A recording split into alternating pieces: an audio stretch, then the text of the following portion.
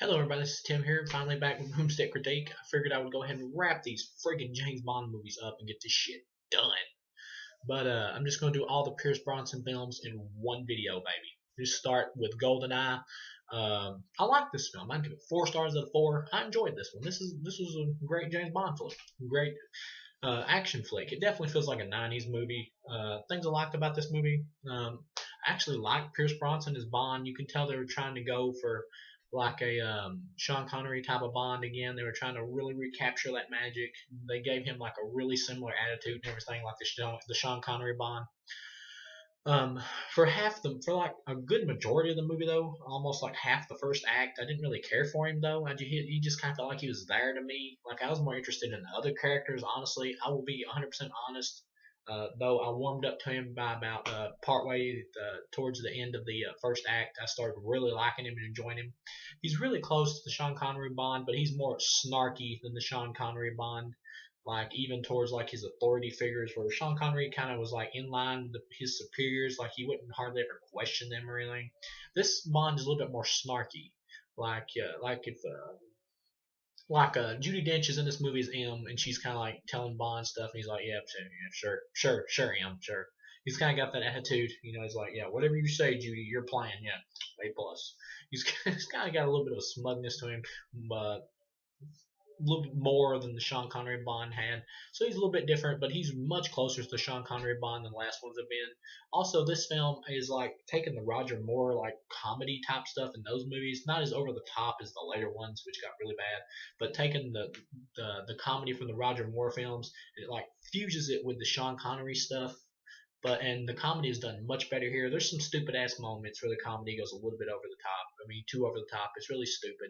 But this film has a really fun tone to it that it keeps along with its action, where the comedy never goes too over the top or in such a stupid way. It never goes too. I mean, there's one or two little scenes, but for 99% time, comedy never goes like too overblown in this flick. And this film is just enjoyable to watch. The villains, I loved the villains in this movie. Famke Janssen, I think is how you say her name, who is unbelievably hot. I mean, unbelievable.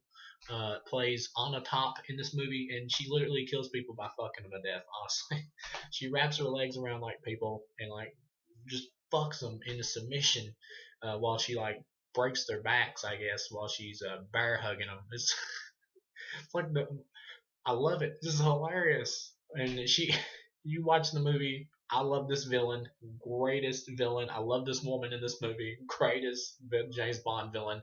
Period. You even get Sean Bean in here as the bad guy. His motives are a little ill-defined, but he's pretty much like James Bond's partner, who James Bond thinks is dead. And that's one weak point. You know he's not fucking dead. He pops up partway through the movie. That trope has been done 1,000 times, but that's one weak point. Another weak point, but the movie makes up for it with how much fun you're having. But anyway, I actually like Sean Bean in this movie, and I can't stand. I'm not a big Sean Bean fan at all. I don't like the guy really. I hated him in the Hitcher remake. That movie is a curse from hell. It's terrible. But here he is fine. I like him here. He's fun to watch. Nowhere near as fun as On the Top, but I wouldn't say he's fun, but he's enjoyable. I liked seeing him. Like even when Bond wasn't on screen, I enjoyed seeing him and Famke Janssen together, just doing evil shit. Just that is was even fun to watch when Bond wasn't on screen. This is like the first James Bond film, or one of the first I've seen where I can enjoy seeing the villains just as much as Bond. Like a whole movie about Onatop would be great.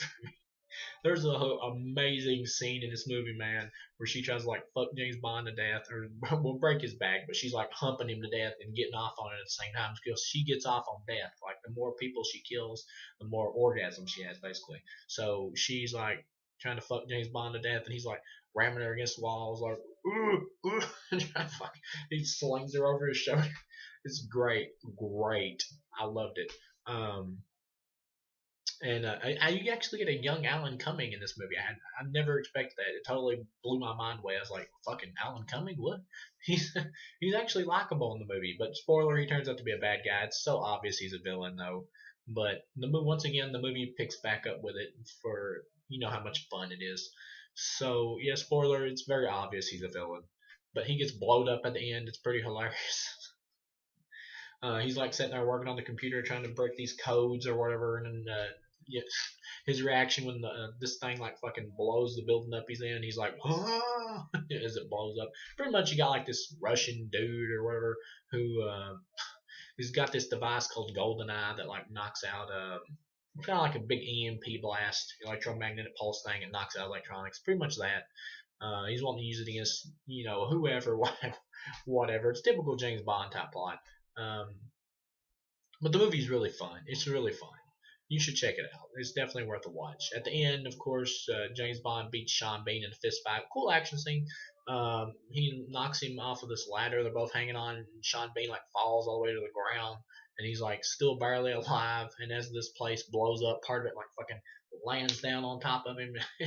It's just hilarious watching Sean Bean get took out for me because I hated the Hitcher remake so bad. Even though I like him here, it's still a blast for me just to watch him get clobbered.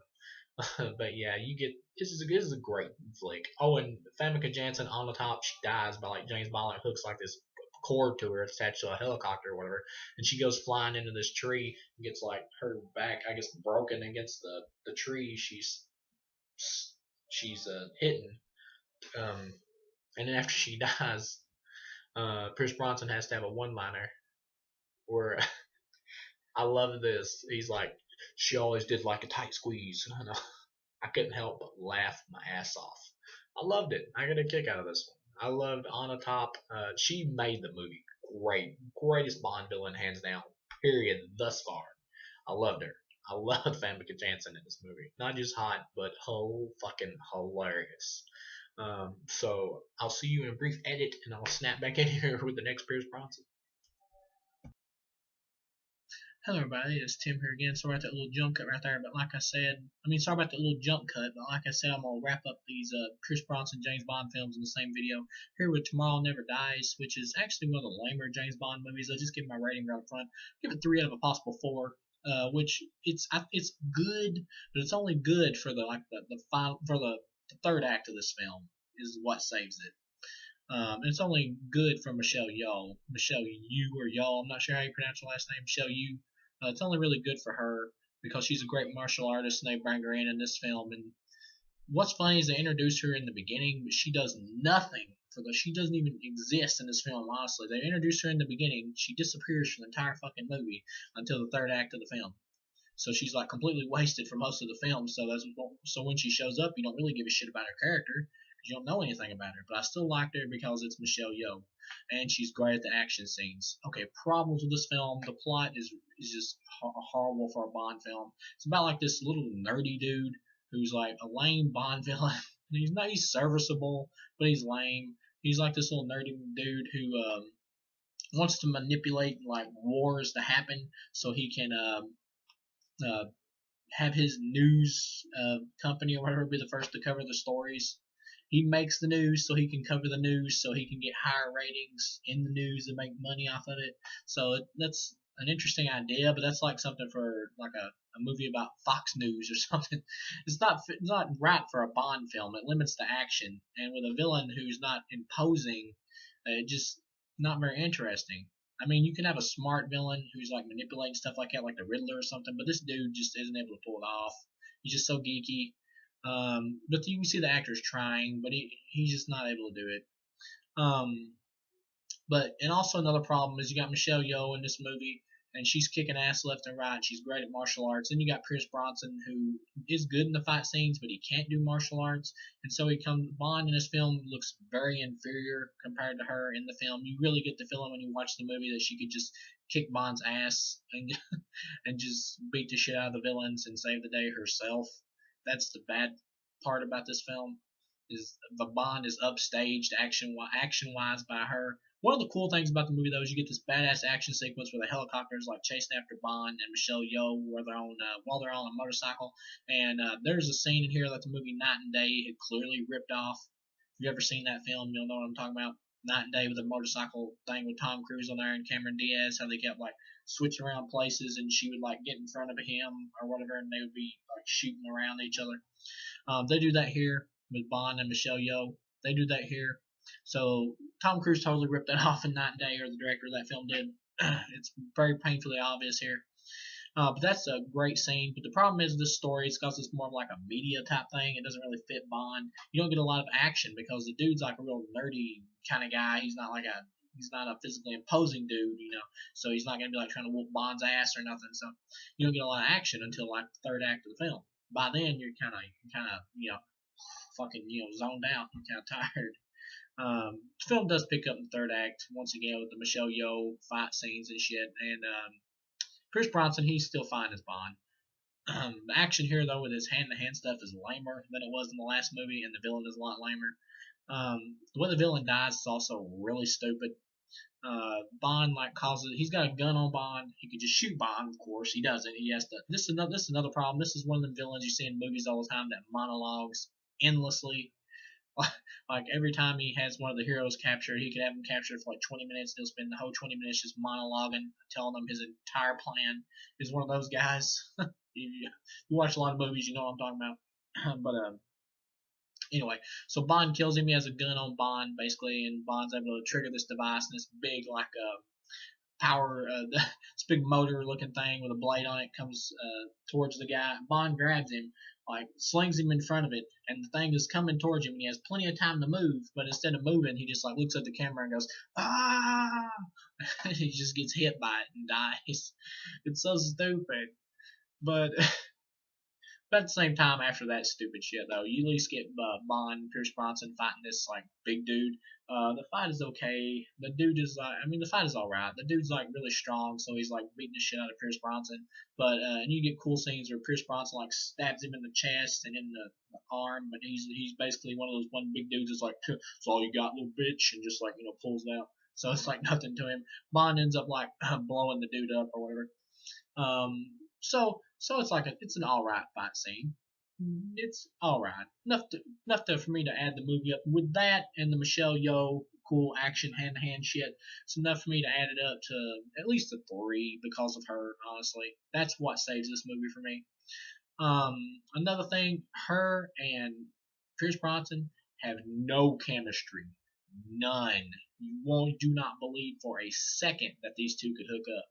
They are horrible screen couple together. Fucking horrible. No chemistry whatsoever. So yeah, all in all, because of her, I'd rate this movie 3. Another thing is the bad guy is really dorky and lame, and you get this hilarious scene where he's got Michelle Yeoh captured, and she like tries to kick him. She's like, and he dodges it, and then he this hilarious scene where he like looks at her and starts going wah wah wah wah wah, like acting out karate, and he's like, "You're pathetic." It's like a really silly scene because it like comes out of fucking nowhere. I liked it anyway, and I gave the movie an extra point for it just because it's so fucking funny when you see it in the movie. It's hilarious. So yeah, all in all, I give this one 3. I'll see you guys again with I don't even remember what the next one's called, honestly. I think it might be like The World Is Not Enough. I could be wrong. But I'll see you guys again here in like one edit. Hello, this is Tim here with another jump cut, just to finish off the James Bond films or the Pierce Bronson ones. I'm gonna keep this one short and sweet before I jump into the final Pierce Bronson one here. This is The World Is Not Enough. I'd give this film 1.5. I think this film sucked major ass, in my honest opinion. This film sucked badly. Basically, you got Pierce Bronson back as Bond. He's fine once again. The bad guy in this is like Robert Carlyle, which is an actor I really like, but in this film he sucks and is entirely forgettable. They try to give him like some kind of superpower, like he's been shot in the head and there's a bullet going to his brain and it's like slowly killing him, so he can't feel any pain, which is kind of a neat idea. But at the same time, it's somehow supposed to give him like super enhanced strength and willpower or whatever. And they're like, he won't. Had to burp, sorry, but the doctor's like he will only keep getting stronger until he fucking dies. But how does that make any sense? How do you get shot in the head and get like super strength? And he never demonstrates it in the movie. And at the end of the movie, he dies in like 5 seconds. And there's just like this girl or whatever who you think is innocent in the film, but turns out she's actually the main bad guy, and she gets killed before the end of the movie. And then Bond still goes after Robert Carlyle, who's second in command. So then he has the final fight with him. So it's weird that the main bad guy dies, and then the second in command takes over the end of the movie. It makes no fucking sense. And then basically the girl in the movie wants to kill M because she was kidnapped, and M convinced her father not to pay the ransom. to get her released. Basically, not to negotiate with terrorists. So fucking, she's older. Than it's been years later. She wants to kill M. She captures M, but of course she locks her up and puts like a timer or whatever. It's like, this will be the time that you die instead of just torturing you for hours and killing you now. I will wait hours until I kill you. It makes no fucking sense. It's stupid. This movie sucks major ass. I hate this movie. The worst thing about this movie is Denise Richards. We're supposed to buy. Denise Richards is a beautiful woman, beautiful, and but she's not a very good actor. And we're supposed to buy her as like a nuclear physicist in this film, and her name is Christmas. Her name is Christmas, and of course, when James Bond's fucking her at the end, he has to give the corny one-liner. I thought Christmas only came once a year. Fuck this movie, piece of shit. See you and die another day. Hello, everybody, this is Tim here with another edit. Just figured I'd wrap up the reviews here for the Pierce Brosnan James Bond films to finish this off with Die Another Day, which I must say is a fucking zero piece of shit movie. Just to start it off here, we got Pierce Brosnan in his final appearance. That sucks that he goes out like this. All in all, enjoyed 2 Pierce Brosnan movies. Thought 2 other ones sucked ass. This is a 0 star film. Fucking sucked. You got Holly Berry in here, whose acting is not that great, which she won an Oscar, but everything else I've seen her in, she's either fucking sucked or been passable. So I don't know what the deal is with this woman. Beautiful woman. Fucking shitty actor in everything I've seen her in, but like one film where she won an Oscar. I do not understand what's going on with this chick. But anyway, as far as it goes in this film, she plays like a character Jinx, who's not the normal Bond girl. She's like also a spy, but she gets these horrible, shitty ass lines that are fucking atrocious. Fucking Jinx is a stupid ass name to begin with. You got a horrible CGI scene in here, which is the worst, one of the worst I've ever seen. Looks like a PlayStation video game where Bond is like surfing on this fucking water, trying to dodge little mini icebergs. It's one of the worst CGI scenes I've ever seen in my fucking life. Looks like a PlayStation game. This is like a comic book Roger Moore Bond film. This film is really like a comic book. I mean, the bad guy in here is like some Asian guy who you thought was dead, but he had his face transformed, his whole body transformed, and even his voice to like a British gentleman dude. What the fuck? It's like a comic book cartoon, is what this one honestly feels like. It's horrible. Bond has a car that can fucking turn invisible. It's so over the top. It doesn't fit the Pierce Brosnan movies whatsoever. You got this other Asian guy who fucking is like the brother of the guy who used to be Asian, but now he's British, and he gets diamonds in his face. Uh, and he gets his head shaved and he gets diamonds in the side of his face, so he's like transformed into, instead of Two Face, it's Diamond Face. But it's fucking stupid. It's like they're getting desperate here. Let's throw some dirt on somebody, make Dirt Face, for the next Bond or something. It's like they can't come up with any more bad guys. The villain in here also uses like these robot gloves where he like shocks Bond with electricity. It looks straight out of a comic book. I'm like, what the fuck is this? It doesn't feel like Bond at all. It feels like a fucking comic book version of the Roger Moore film, but not in a good way. It's just stupid. Um, Basically, you got the guy who used to be Chinese, he's like British. He's trying to make like this super weapon called Icarus or whatever, where he can channel the light from the sun to make a giant laser light, so he can take over the world. Of course, Pierce Brosnan has to stop him. He ends up stopping him at the end, of course. Best thing in the movie is this awesome like fencing sword fight that happens between Bond and the British dude, where they start fighting and they're like fucking flinging everywhere, and then they will like they'll have their swords and then they'll like lose them, and then all at once there's like 100 more swords in this guy's place, and he just like fucking jumps over there and grabs a new one and just like pulls it out of the holster, and they keep fucking swinging. It's an awesome fight. It lasts for a long time. It's great and epic. Best thing in the film. Great choreography. They keep grabbing different swords and fighting with them, like samurai swords, fencing blades, whatever. But it's just all kinds of different swords and stuff. But it's awesome, awesome battle, great. That's part of the movie. Everything else sucks ass. Holly Berry sucks in this film. Her dialogue is atrocious most of the time. Pierce Brosnan is here, but honest to God, he kind of looks too old for Holly Berry. Um, Anything else? The bad guy is fucking shit. The comic book campy style of this is horrible, horrible. The villains are straight out of some fucking 30s comic book, like Diamond Face and Asian guy who transformed his voice and his whole body and even his face into an, an English dude. It's stupid. It's so stupid. Such a horrible way for the Pierce Bronsons to go out. Once again, zero sucked ass. I'm gonna go ahead and do a review for Casino Royale while I'm here talking about this shit. Just to throw that in there. Much better movie, 4 stars out of 4. My favorite Bond film of all that I've seen all the way up till now, Casino Royale. Daniel Craig is not a good looking man. He's the worst looking Bond, honestly, that I've seen in the films, but he carries himself really well, and he pulls off like a suit when he wears it. You got a great scene where he gets poisoned, and he's fucking has to like jumpstart his heart to bring his stuff back. And I love when he walks back in. He's like, that last one nearly killed me. I'm talking about like where they're playing a poker game, and he's like, that last hand nearly killed me. He really pulls off the one-liners really funny, and you get this capoeira style fighting in the movie. That's really great, and he pulls off the action really well. He's not a very good-looking man, Daniel Craig isn't, but he pulls off suits like really well, like I said, and he has great charisma, and he pulls off the toughness in Bond. Like you believe this guy can kick some ass. Um, I don't know if he's my favorite Bond. That's probably still Sean Connery, but Daniel Craig pulls off the toughness terrifically. Um, and I love at the beginning of it how he like shoots a guy and he kills him, and that's how he earns his 00 status. Although I will admit, why the fuck would you even reboot James Bond? Because every time there's a new Bond, it's a reboot. So I don't understand what the point is, honestly. Just do it again. Just do a prequel movie. I mean, what? But whatever. At the end of it, though, I love it when Bond is getting tortured and this guy keeps like hitting him in the nuts, and Bond's like, everybody's gonna know that that you died, or he says something like you died to scratching my balls or something like that, or I died with you scratching my balls or something. It's hilarious how Daniel Craig says it, but this movie's great. I highly recommend it. I don't even want to spoil anymore. Well, I guess it will spoil the ending. The girl that Bond is fell in love with in the film, he's really in love with her and you really buy it. She actually dies at the end of the film.